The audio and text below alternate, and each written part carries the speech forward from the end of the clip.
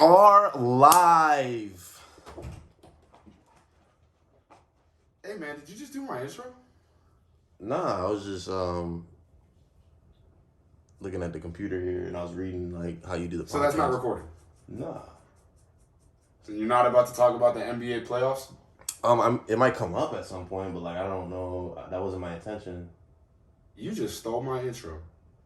No. And we are live, back with another rendition of the Prove Me Wrong podcast and the Los's Corner Store. Today we're going to be talking about NBA playoff basketball. We're doing a full recap. Got the brother man, Hercules with me.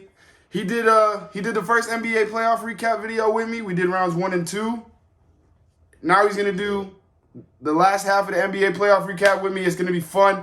Let's start off round 2, right where we left off. Boston versus Milwaukee. Yes. Giannis played his ass off, but didn't make the plays in Game 7 to pull off the series. Yeah, man, I don't think I was expecting that from him, especially... Well, I feel like this was just an important game for his legacy overall. I mean, Chris Middleton didn't play, so, you know, Batman did not have his Robin. Yeah. So it's like, I get it. I think the Giannis story, I feel like, I guess, supposed to be, he's supposed to be able to kind of make things happen even in these kind of situations. But, he's not, I guess he's not LeBron, right? He's not LeBron. Not yet, at least. So we'll see. We'll see where You're right. He's Shaq, according to Shaq. Yeah. Jason Tatum, up until the finals, was really the best player throughout the playoffs. As much as I hate to say it. Because he's every girlfriend ever loves Jason Tatum. Yeah, man. That's just how it is. Grant Williams' three-point shooting, what I feel like was the difference maker in the series. He hit big threes down the stretch. He led the team in scoring on some days with just tray balls. Jaylen Brown, absolutely doing his thing. He's guaranteed 24 points every single night. And it was awesome. It was awesome. Like I said, Middleton definitely hurt. So I'm not surprised Boston won 4-3. But Milwaukee, with Chris Middleton, it would have been Milwaukee 4-1 probably. Really, yeah. Okay. Yeah. Well, I think DJ White was a big piece for the Boston that helped him out. So it's not DJ White. It's not DJ White. No. What is it? So we're gonna have to stop recording now. No, it's you have a phone. I don't have a phone. Okay. Derek White. What are you talking about? Okay, Derek White. His middle name probably starts with a J. Probably. Yeah. All right. On to the next series. Miami versus Philly. Fuck the 76ers. Miami won 4-2. Jimmy Butler in the playoffs is a problem. Different. Yeah. Jimmy Cooks, bro. Jimmy Cooks. What did he call it in the bubble? Big boy coffee or big man coffee? Remember, Something like that. Yeah, so, Jimmy Butler definitely was the best player in this series, considering Embiid just came second in the MVP voting.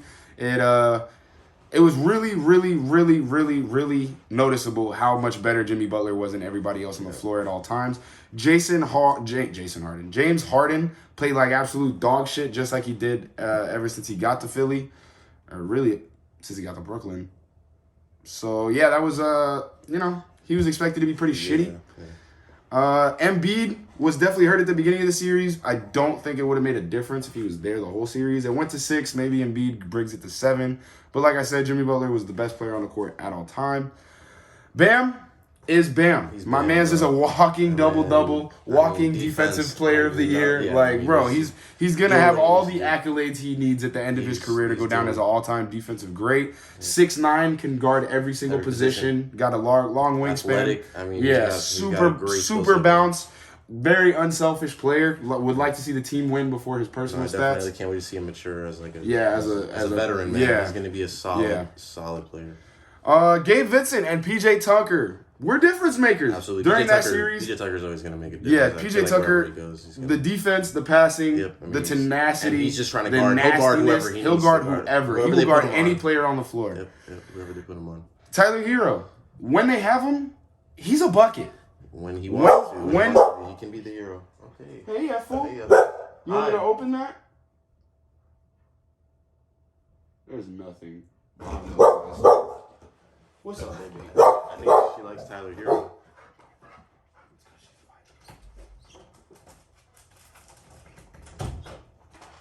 But yeah, Tyler Hero's a bucket when he's healthy. Sorry we're filming in our pajamas. That's pretty crazy. I didn't even think about that. But it is what it is. I mean, we're at home. We're having a good time. West Side. Let's get to the Western Conference. Phoenix versus Dallas. This series went absolutely bonkers. I think CP3 is done. I don't think he's done at all. I think his hope for Chip is kind of gone. I mean, Kevin Durant to Phoenix is looking likely. I don't know, man. I don't know. I think it's looking like a possibility. I shouldn't say likely. Yeah, I don't know. That's a weird destination for him. I don't know if I don't know. CP3 Kevin Durant. He does have a lot of chemistry with Devin Booker, I've heard. So. Yeah, but I think the Nets also said that they need Devin Booker if that trade's going to go through. So that's not going to happen. It's not looking like. Anyway, back to the second round of the NBA playoffs. Dallas ends up winning 4-3. Luka Magic was on full display. This man went absolutely bananas. He is the modern day Magic Johnson. I don't care what nobody says. He's Magic Johnson with a jump shot, in my opinion. Magic Johnson, dude. CP3 shit the bed. We already talked about that. I don't want to talk about it anymore. Booker shit the bed. Don't really want to talk about that anymore. Ayton didn't even play in Game 7. They said due to personal reasons, I guess. But I think they just wanted to keep him healthy so that they could trade him because I don't think they really want to pair him with Booker anymore. I feel like that ship has sailed. Dorian Finney-Smith made a huge difference in this series. Was hitting threes. He was kind of like the sidekick that Luka needed during the series. You know, because every good superhero needs their sidekick. Luka really didn't have one. And DFS, man, stepped up big time for him in the series. I think he averaged 12.5 points per game for the series, which is fucking phenomenal. He was doing other things too. I mean, he wasn't just out there he's scoring the ball. Defense, I mean, whatever they needed. Defense, rebounds. That was a team. This is a team win. Yep. Like Jason Kidd coached his ass off this series, and I like it. I like it a lot. Interesting fact. In the series, 7 games, Luka had more points than Booker, more assists than CP3, and more rebounds than Ayton. Awesome. And more steals than Mikal Bridges. Awesome. So he's outperforming every position's primary job, essentially. Yeah. The shooting guard is supposed to be a scorer. Yeah, he basically out-basketballed their entire starting five. Yeah. No, I mean, I think that speaks to his talent for sure. Yeah. If anything else doesn't, that's definitely... Yeah, Luka's going absolutely bananas. All right, Golden State versus Memphis. I kind of expected this. Gary Payton gets injured in Game 1. After that, feel like it got real chippy. Feel like it got a little personal, a little aggressive. Oh, absolutely. And John Morant ends up getting hurt on kind of a bullshit foul. Like, Jordan Poole really had no right to do that. Right. But do I think he maliciously did that? Absolutely not. But there wasn't a basketball play. I think emotions are high. Just emotions are high. You want the ball, you just kind of yank him out of the way. Just young guys that they just want to play, dog. Yep. They just want to play basketball. I think that was really the storyline. Golden State wins it 4-2 after Ja Morant went down. The Grizzlies went 1-2 without him there. Obviously, they have him. It might go differently. Right. Steph, Clay, and Dre played like Steph, Clay, and Dre 6 years ago. It's like we're back in time. That's what you want. Jordan Poole literally could, from the first round all the way to the Western Conference Finals. I know we're still talking about the second round, but from the first round to the Western Conference Finals, Jordan Poole literally got better every single series. And in this Memphis series, he went absolutely bananas. Hit damn near half-court 3 off the bank on the buzzer to end the third quarter, I think, in Game 6, and that was pretty much a wrap. Definitely the third splash, brother. Triple J was a menace. Jaren Jackson Jr., he did his fucking thing. Memphis showed a lot of heart. They showed that they want to win. Dude, they're a really hungry team. And I think they're one of the younger teams in the league. They want to win. They got a really diverse group of players. They got a great coach, skill set, and I think it's gonna work out well for them. I think they're gonna be just fine. I hope so. I hope they keep the squad Ja's together. gonna come back after this injury and be better than ever, probably. You know, and they're in the next 5 years. You know. Yeah. In the next 5 years. I can see them at least the conference finals. Yeah, at least. If not the finals. So. All right. That was the second round. On to the conference finals. And in the East, we had Miami versus Boston in what ended up being a great series of basketball. I think that series was basketball's back. I mean, basketball it's been back, but I don't think it's been this So me personally, basketball was never better from 2010 to 2016. Like, that was, like, those 6 years were, like, up basketball in my life was KD, perfect. Basically, Yeah, until Kevin Durant ruined my entire fucking childhood. Let's not talk about that. Though. Yeah. We're talking about Miami, Boston. Yeah. But right now, like, throughout my lifetime, this is, like, the most exciting basketball's ever been. Definitely. I think you got a lot of skill and a lot of good teams. Yeah, this series is really the one that caps it off. Like, Miami versus Boston was a real head-to-head series. Mm-hmm. It was the two best defensive teams in the East. You didn't know who was going to win. Jimmy Butler was absolutely fucking sensational. Jason Tatum, Jaylen Brown absolutely did their things. They said they couldn't win together. They got to the finals together. They're probably just going to keep building on that momentum. Yep. Miami was really inconsistent. They had games where they dropped 60 points, and then they had games where they dropped 120 points. The defense was lacking. Never, though. That's like Miami, though. Miami, the culture over there. Jimmy is leading that team. You know, he's gonna make them. He's gonna make them work. He's gonna make them work. Yep. Jason Tatum won the very first Eastern Conference Finals MVP Larry Bird Trophy. So awesome, good job for him. Just a little inspiration. Jason texted Kobe's phone number saying, "I got you today." And also wore an armband that was purple and gold with the 24 on it in Game 7. We might have regretted that later on. But we'll get to that. It's okay. Boston has a bad habit of letting teams come back in the fourth, and I think that's kind of foreshadowing what happens later in life. But on to the West. Golden State versus Dallas. The Golden State Warriors ended up winning 4-1 relatively easily. It was just absolutely domination. Curry went absolutely fucking bananas. Luka Doncic tried his fucking best. But we're talking about the Golden State Warriors here. One guy is not going to do it, and that team has no experience. Yeah.